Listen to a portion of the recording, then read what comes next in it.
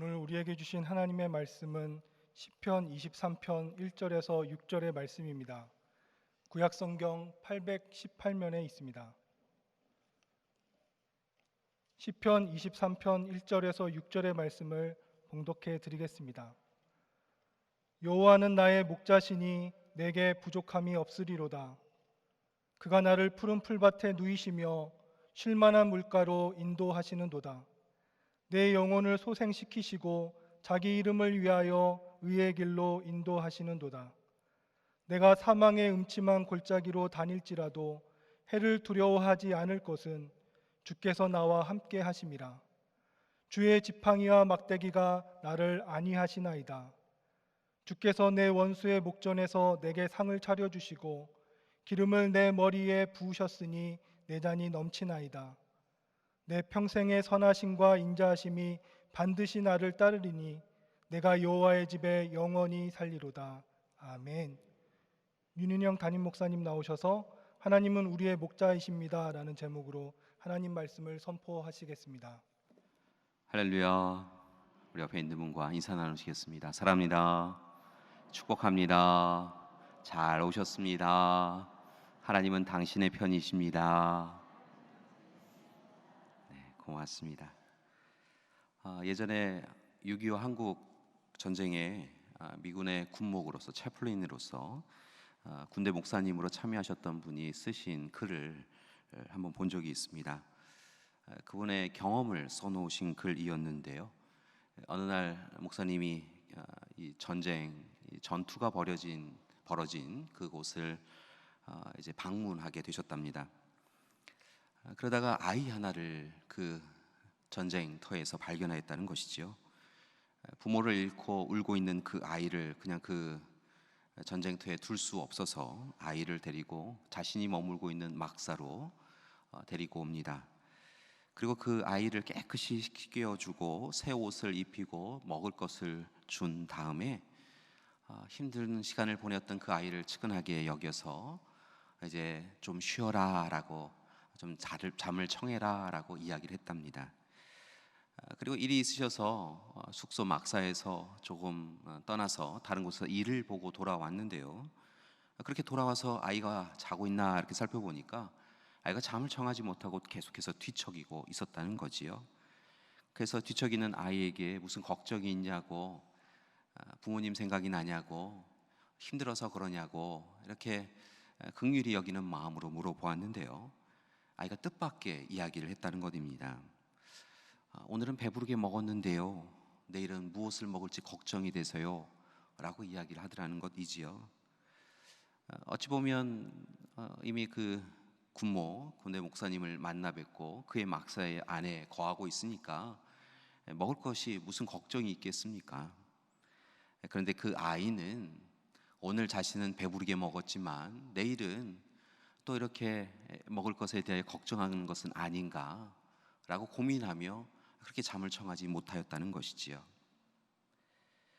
그래서 그 목사님께서요, 그 막사 안에 자신의 숙소 안에 가지고 있던 초콜릿이랑 과자를 다 끌어 모아 갖고요 아이에게 보여주고 아이에게 내어주었더니요 아이가 그것을 꽉 움켜잡고 나서야 잠을 고나게 자더라는 것입니다. 그 아이만이 아니라 사람은 누구나 근심과 염려를 붙잡고 살아가고 있고 그 근심과 걱정으로 인하여서 불면증을 앓고 있는 것 같습니다.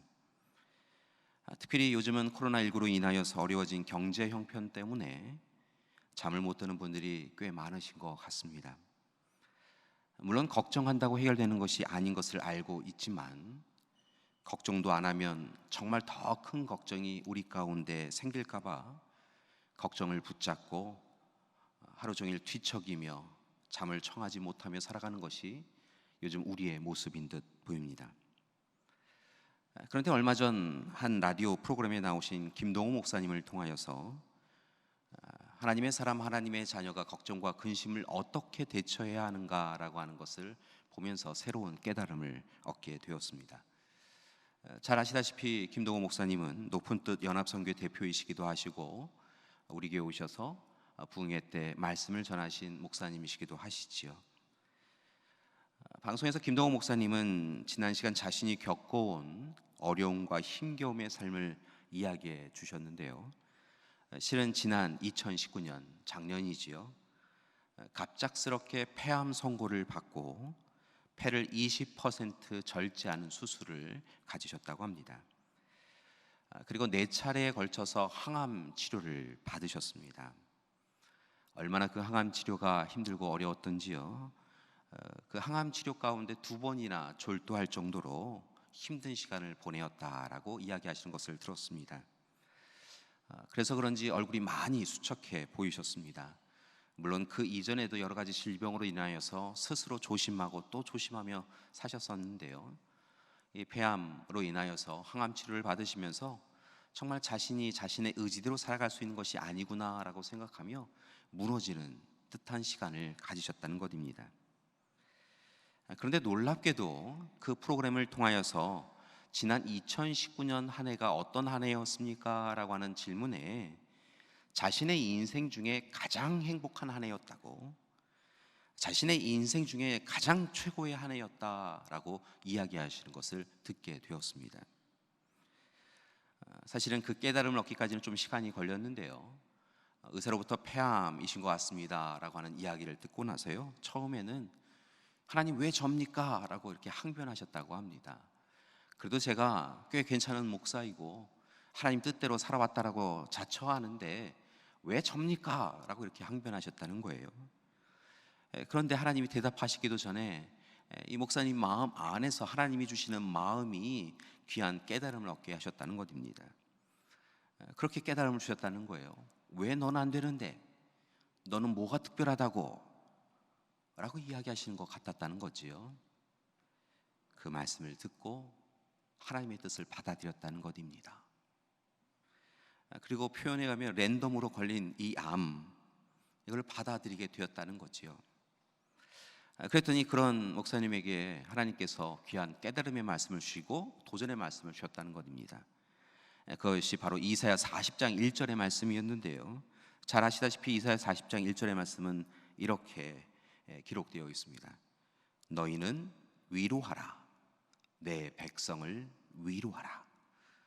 갑자기 그 말씀을 깨닫게 해주시고요, 그 말씀을 하나님께서 사명으로 주셨다라고 하는 그런 생각이 드셨다는 것입니다. 그래서 목사님은 항암 치료 가운데 2번이나 졸도하실 정도로 육신의 질병으로 인하여서 힘겨운 시간을 보내셨지만 다시 마음을 추스려서 하나님의 일꾼으로, 하나님의 종으로 서야겠다라는 생각을 하셨다는 것입니다. 그리고 주신 말씀에 의지하여서 자신처럼 질병으로 인하여 어려움에 처한 이들에게 하나님의 뜻을, 하나님의 위로를 전해야겠다라고 다짐하셨다는 것이지요. 그리고 2가지 도전을 지난해부터 시작하여서 올해까지 진행하고 있다라고 이야기하셨습니다. 첫 번째 도전은 무엇이었냐면요, CMP라고 하는 기구를 세운 것이었습니다. Comfort my people. 그러니까 해석하면 이사야 말씀 그대로 내 백성을 위로하라라고 하는 기구를 세우셔서요, 암을 비롯한 질병에 은하여서 힘겨운 시간을 보내고 있는 이들을 위하여 집회를 가지셨다는 것입니다. 특별한 집회지요. 그렇게 집회를 가지시면서 아파서 전국에서 모이는 이들 가운데 하나님이 우리 하나님 되어주시고 하나님께서 치유의 하나님 되어주십니다라고 하며 말씀을 전하셨다는 것입니다. 특별히 첫 집회를 진행하는 동안에는 몸이 너무 안 좋아서 평상시에도 계속 누워서 생활하셨는데요, 첫 집회를 진행하시면서 40분간 말씀을 전하셨다는 것입니다. 어디서 그렇게 이민하는지 알지 못하는데요, 하나님께서 이 집회를 허락해 주셨다, 이 예배를 허락해 주셨다라고 고백하면서요, 하나님의 말씀을 전하는데요, 하나님이 힘을 주시더라는 것입니다. 전하는 자나 듣는 자나 함께 다 질병 가운데 힘든 시간을 보내고 있는데 하나님이 위로자 되시고 치유자 되어주신다라고 하는 그 말씀에 함께 울고 웃으며 하나님 앞에 영광 돌렸다는 거지요.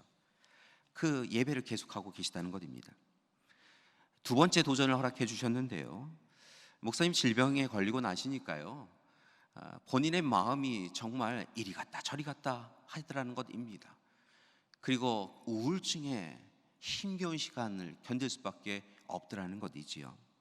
아침에 일어나면 내가 왜 이렇게 되었을까라고 우울해지고요, 질병이 왜 걸렸는지, 질병에 걸리면 어떤 일이 일어나는지 찾아보면서 또 우울해지더라는 것입니다. 그런 일을 반복해 가면서요, 목사님에게 한 가지 깨달음이 있었다는 거죠. 하나님이 주시는 지혜가 있었다는 것입니다. 이렇게 해서는 안 되겠다라는 것이었습니다. 많은 사람들이 질병에 걸리면 아파하고 힘겨워하면서 우울해하는 것을 보면서요, 자신 스스로가 악한 생각, 나쁜 생각을 통하여 힘겨워하는 것을 보면서 첫 생각이 중요하구나라고 하는 깨달음이 얻었다는 것입니다. 악한 생각, 힘겹게 하는 생각을 꿈꾸기 전에, 그것을 붙잡기 전에 하나님이 주시는 선한 생각, 선한 마음을 품는 것이 중요하구나라는 깨달음을 얻으시고 아침 6시에 방송을 시작하게 되어지십니다. 날마다 기막힌 새벽이라고 하는 유튜브 방송을 시작하셨는데요, 사실은 이전에 유튜브 방송 이런 걸 하실 만한 분이 아니셨는데 첫 시간 하나님 앞에 예배드리면서 하나님이 주시는 선한 마음 생각으로 마음을 사로잡아야, 선점해야 악한 생각으로 하루하루 종일 우울하지 않겠구나라는 마음으로 유튜브 방송을 통하여 선한 생각을 합시다, 하나님 주시는 말씀을 통하여서 우리 소망을 가집시다 라고 하며 방송을 시작하셨다는 것이지요. 벌써 한 300회 정도 되었는데요, 저도 유튜브 방송을 통하여 가끔 보면서 위로를 받고요, 소망을 가지게 됩니다. 아무튼 김동욱 목사님은 이렇듯 하나님이 주신 마음으로 하나님이 허락해 주신 새로운 도전을 통하여서 지난 한 해를 사셨고, 그렇게 지난 한 해가 자신의 육신의 몸으로는 힘겨운 시간이었지만 하나님이 나를 사용하시고 하나님께서 나를 통하여 놀라운 일을 이루어가고 계시다라고 하는 그것을 목격하였기에 참으로 행복한 한 해였다라고 고백하시는 것을 듣게 되었습니다. 목사님의 표현대로 가면 지옥 같은 항암의 시간이었지만 하나님이 함께 해주셔서 천국처럼 행복했다라고 이야기하시는 것을 들을 수 있었습니다.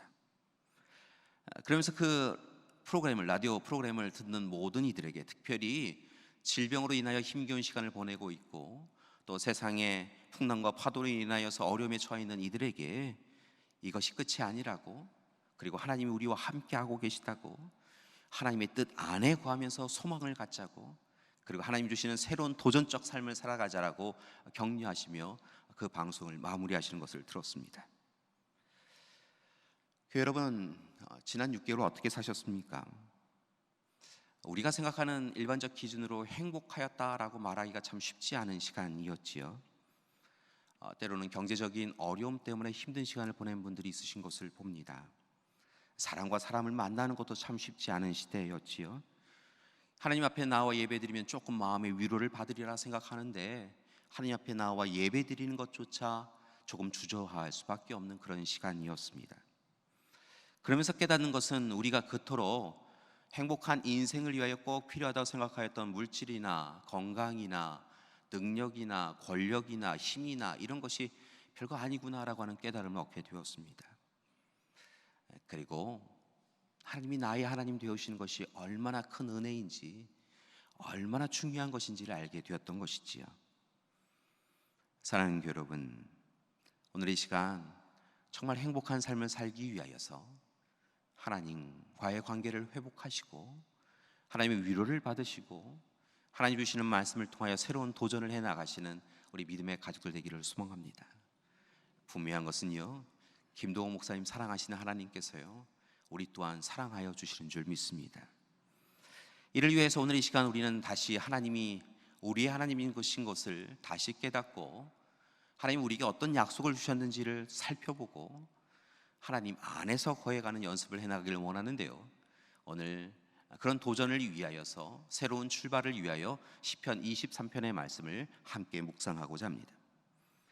여러분, 시편 23편은 우리가 잘 아는 말씀입니다. 때로는 너무 잘 알아서 알아 하고 그냥 쉽게 넘어가는 말씀이기도 한데요, 여러분, 이 말씀 가운데 오늘 우리에게 주시는 위로의 말씀이, 소망의 말씀이 담겨져 있습니다. 다윗은 오늘 말씀 가운데 이렇게 고백합니다. 여호와는 나의 목자시니 내게 부족함이 없으리로다. 그가 나를 푸른 풀밭에 누이시며 쉴 만한 물가로 인도하시는도다. 여러분, 이 말씀이 얼마나 위로가 되는지요, 소망이 되는지요. 잘 아시다시피 다윗은 이스라엘의 왕 중의 왕이었지만 그 또한 고난과 고통 가운데 있었던 것을 봅니다. 힘겨운 인생을 살았던 사람입니다. 수없이 많은 전쟁 가운데 그가 참여하였고요, 생명을 걸고 싸워야 했습니다. 골리앗과의 전투뿐만이 아니라 이방 민족과 전쟁을 벌이면서요, 그는 늘 생명의 위협을 받곤 하였다는 것이지요. 그 모든 전쟁 가운데 하나님의 도우심을 통하여 민족의 영웅이 되었지만 또 다르게는 사울 왕에 의하여서 쫓김을 당하고 도망자 신세에 처했던 이가 그였습니다. 그는 블레셋에게 가서 자신의 생명을 의탁한 적도 있고요, 그들이 이 다윗이 위험한 사람이다라고 하며 배척하자 행여 그가 생명을 빼앗길까 봐 침을 흘리며 미친 척하며 그 위기를 탈출하였던 적도 있습니다. 여러분, 그는 아들의 죽임의 위협 가운데 처하기도 했던 사람이었습니다. 그런데 그럼에도 불구하고 다윗은 뭐라 이야기하냐면요, 오늘 말씀 가운데 하나님은 나의 목자이십니다. 그래서 내게 부족함이 없습니다 라고 분명하게 이야기하고 있다는 것이지요. 왜냐하면 하나님이 자신의 목자 되어주셔서 지켜주시고 이끌어주시고 동행하고 계심을 그는 분명히 알고 있었기 때문에 그렇습니다. 하나님께서 오늘 이 시간 고난과 곤란 가운데 있지만 자신을 외면하고 모른다 아니하시고 자신을 향한 시선을 거두지 아니하시고 자신의 손을 붙잡아 주시고 때로 가슴에 품어 주시며 오늘 이 시간 푸른 초장 쉴 만한 물가로 인도하여 주신다라고 하는 것을 그는 그의 인생을 통하여 경험하였고, 그리고 확신을 갖고 신뢰하며 기도하고 있었다는 것입니다. 그렇게 오늘 이 시간 그는 담대하게 하나님은 나의 목자이십니다, 그래서 내게 부족함이 없습니다 라고 이야기할 수 있었다는 것이지요. 여러분, 3절 이하의 말씀을 보니까 하나님께서 그에게 베풀어 주신 은혜들이 기록되어 있는데요, 그의 영혼을 소생시켜 주시고 의의 길로 인도해 주셨다는 것입니다. 사망의 음침한 골짜기를 다닐지라도 원수의 목전에서도 그와 함께 하여 주시고 주의 지팡이와 막대기로 마땅히 가야 할 길로 인도하여 주시며 앞서서 모든 위협과 위험을 지켜주셨다라고 이야기하고 있다는 것입니다. 그는 늘 불안하였지만, 염려되는 인생이었지만 오직 하나님이 주시는 기쁨으로 평안으로 함께 할 수 있었다는 것입니다. 그래서 오늘 이 시간 그는 선하시고 인자하신 하나님을 나의 목자이십니다, 그래서 내게 부족함이 없습니다 라고 고백할 수 있었던 것이지요. 사랑하는 교회 여러분, 바라고 나기는 오늘 이 시간 다윗처럼 우리도 하나님이 하나님이심을 인정하고 하나님이 우리의 목자이심을 인정하고 고백하며 하나님 앞에 모든 것 내어 맡기고 염려 없습니다, 걱정 없습니다, 그렇게 담대하게 살아가는 우리가 되기를 소망합니다. 하나님의 음성에 귀를 기울이고 순종하며 나아갈 때 하나님께서 우리를 마땅히 푸른 초장 쉴 만한 물가로 인도해 주실 줄 믿습니다. 걱정, 염려, 근심에 빼앗긴 우리의 마음을 회복시켜 주셔서 하나님께서 염려 마, 걱정 마, 근심 마 라고 이야기하시며 우리로 하여금 세상이 줄 수 없는 평안의 자리에 서나갈 수 있도록 해 주실 줄 믿습니다. 다윗에게 허락하여 주신 것처럼 우리 또한 좋으신 목자 하나님께서 2절의 말씀처럼 푸른 초장 쉴 만한 물가로 인도해 주시고 3절의 말씀처럼 우리의 영혼을 소생시켜 주시며 자기 이름을 위하여 의의 길로 인도해 주실 줄 믿습니다. 4절의 말씀처럼 혹 우리의 인생이 사망의 음침한 골짜기로 다닐지라도 해를 당하지 아니할 수 있도록 은혜를 베풀어 주실 줄 믿습니다. 주의 지팡이와 막대기가 우리를 세상의 위협에서, 우리가 어찌할 수 없는 몸의 질병의 위협에서 지켜주신다는 것입니다. 5절의 말씀처럼 원수의 목전에서 기름을 부어주시고 우리의 잔이 넘치도록 하늘의 은혜를 부어주실 줄 믿습니다. 6절의 말씀처럼 선하심과 인자하심으로 우리와 함께하며 마침내 하나님의 집, 하나님의 품으로 인도해 주실 줄 믿습니다. 따라서 사랑하는 교회 여러분, 이제부터는 환난 날에 너무 힘겨워하지 마시고요, 너무 아파하지 마시고요, 그 가운데에서도 우리를 바라보고 계시는 하나님을 바라보시고 우리를 지켜주시는 하나님을 바라보시고 하나님께 기도하는 우리가 되기를 소망합니다. 하나님 알고 있습니다. 하나님은 나의 목자이십니다. 우리 가정의 목자이십니다. 우리 교회의 목자이십니다. 그래서 아무 걱정 없습니다. 내게 부족함이 없습니다. 고백하며 살아가는 우리가 되기를 소망합니다. 여러분, 이스라엘 백성들은요, 하나님이 늘 그들과 함께하고 계셨음을 알고 있었습니다. 특별히 이스라엘 백성들이 그들의 역사 가운데 힘들고 어려운 시간들 가운데도 하나님이 그들을 잊지 않고 계심을 기억할 수 있었던 것은요, 그들의 역사 가운데 출애굽의 역사가 있었기 때문에 그렇지요. 여러분, 그들이 출애굽하였습니다. 하나님의 약속 그대로요. 그리고 광야에서 40년을 보내는데요, 이 광야 생활이 결코 쉽지 않았던 것을 봅니다.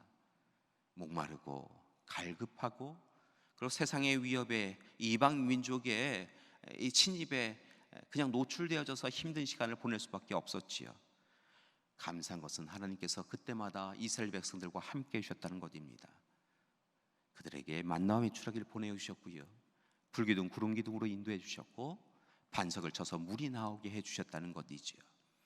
그 모든 시간들을 통하여 하나님이 그들의 하나님이심을 알게 되었고, 그들은 그들의 이후의 역사 가운데 힘들고 어려운 시간을 보낼지라도 광야에서 함께 하신 하나님 앞에 영광 돌리며, 광야 같은 인생 가운데, 현재 인생 가운데 외면하지 아니하시고 함께 하시는 하나님 앞에 기도하며 기다리며 인내하며 하나님의 은혜를 소망하며 살 수 있었다는 것이지요. 그리고 그런 모든 시간들 가운데 하나님은 이스라엘 백성들을 광야에서 지켜주셨던 그들의 또 다른 고난과 힘겨움의 시간도 회복시켜 주셨던 것을 봅니다. 분명한 것은 오늘 이 시간 그렇게 이스라엘 백성들과 다윗과 함께 해주신 하나님께서 우리의 하나님 되어주신 줄 믿습니다. 우리의 목자 되어주신 줄 믿습니다. 따라서 아무 걱정 근심이 없습니다. 오늘 이 시간 부족함이 없습니다. 고백하며 살아가는 우리가 되기를 소망합니다. 미드웨스턴 대학의 조직신학 교수인 조동선 교수님이라는 분이 있으신데요, 이분이 쓰신 글 가운데 같은 고난을 대하는 기독교인과 비기독교인의 자세, 어거스틴이 제시하는 해답은 이라고 하는 칼럼을 본 적이 있습니다. 어거스틴의 이야기라고 들으면서 그리스도인과 비그리스도인의 삶의 자세가 좀 달라야 합니다 라고 하는 것을 써놓으신 글이었는데요, 그분의 글을 보면 기독교인이든 비기독교이든 그리스도인이든 비그리스도인이든 간에 고난은 똑같은 고난을 당하게 된다는 것이죠.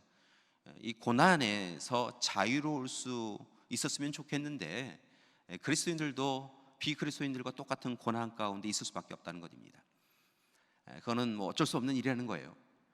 그런데 똑같은 고난을 당하여도 그리스도인은 비그리스도인들과 좀 달라야 한다라고 하는 것이 내용의 요지였습니다.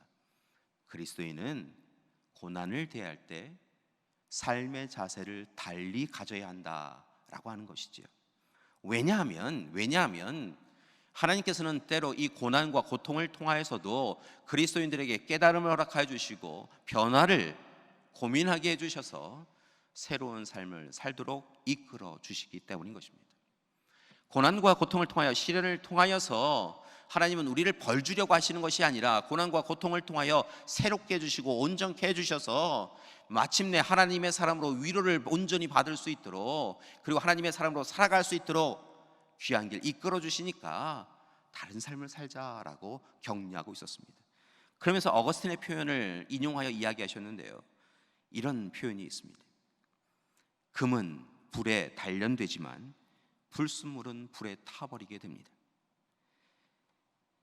같은 키질을 당하여도 곡식과 지푸라기는 따로 분리됩니다. 같은 고난이 불어와도 의인은 단련되고 정결하게 되지만 불의한 자는 정죄받고 망하게 됩니다. 우리는 고난 가운데 있습니다. 하나의 고난이 끝나는 것이 아니라요, 코로나19로서 드러난 그리고 시작되어진 이 고난이요, 상상할 수 없었던 여러 가지 고난으로 계속해서 이어져 가고 있는 것을 봅니다. 경제적인 어려움으로 인하여서 힘들 뿐만이 아니라 사람과 사람의 관계, 직장의 문제, 가족과의 불편해진 마음들, 이런 여러 가지 고난과 고통이 우리 가운데 다가와서 이 문제를 이겨낼 수 있을 것인가라는 고민이 듭니다. 그러나 분명한 것은요, 하나님이 우리의 목자 되어주고 계시다는 것입니다. 내가 너 목자야, 내가 너 알아, 내가 너의 이름을 알아 라고 말씀하여 주시며, 때로 벼랑 끝에 서 있는 우리를 감싸 안아주시고, 힘들었지? 이제 괜찮아? 라고 이야기하시며 우리를 이끌어 주고 계신 줄 믿습니다. 따라서 바라고 원하기는 조동성 교수의 이야기처럼요, 고난과 고통 가운데 불평과 불만 토로하는 것으로 멈추지 마시고요, 불평과 불만을 담은 우리의 입술 닫으시고 오히려 회개하고 돌이키셔서 하나님 앞에 감사하며 살아가는 우리가 되기를 소망합니다. 고난과 고통의 시간에 하나님의 뜻을 이루시기를 바랍니다. 힘들고 어렵지만 오늘 이 시간이 하나님이 나와 함께 주시기에 최고의 시간입니다. 은혜 받는 시간입니다 라고 고백하며 살아가는 우리가 되기를 소망합니다.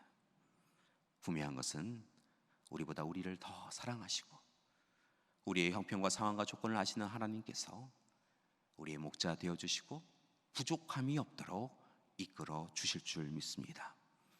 여러분, 하나님은 우리의 목자이십니다. 여러분의 목자이십니다. 그리고 부족함이 없도록 인도해 주실 줄 믿습니다. 염려 걱정 근심하지 마시고요, 혹 염려 걱정 근심이 자꾸 생각나면 하나님께 맡기세요. 목자이신 하나님께 맡기세요. 어쩔 수 없는 일 하나님께 맡기세요. 하나님 목자 되어주셔서요, 내가 다 책임질게 라고 이야기하시며 우리를 도와주실 줄 믿습니다. 그리고 마침내 푸른 초장 쉴 만한 물가로 하나님 품으로 인도해 주실 줄 믿습니다. 다가오는 한 주간은 이렇게 고백하며 사셨으면 좋겠어요. 이른 아침에 일어나셔서요, 하나님은 나의 목자이십니다. 하나님은 우리 가정의 목자이십니다. 하나님은 이 세상의 목자이십니다.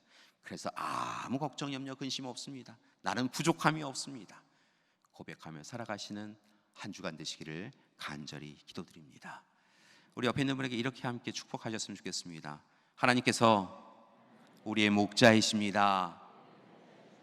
우리 부족함이 없습니다.